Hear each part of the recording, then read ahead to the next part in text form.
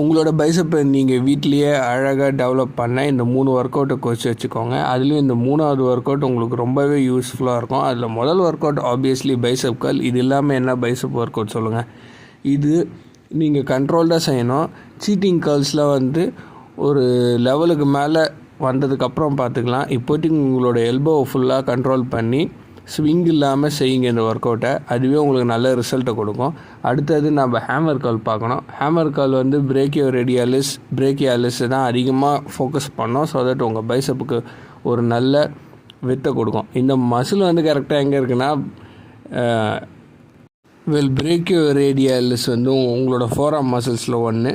பிரேக்கியாலிஸ் பைசப்புக்கும் ட்ரைசப்புக்கும் நடுவில் இருக்கும். பட் இந்த முக்கியமான 3வது ஒர்க் அவுட் இன்க்ளைன்டு டம்பிள் கர்ல்ஸு. இது ஏன் நான் உங்களுக்கு ரொம்ப யூஸ்ஃபுல்லாக இருக்கும்னு சொல்கிறேன்னா, உங்களோட எசென்ட்ரிக் ஸ்ட்ரெச்சஸ் ஜாஸ்தியாக இருக்கிறதுனால இது உங்கள் பைசப்பை நல்லாவே ட்ரெயின் பண்ணும்.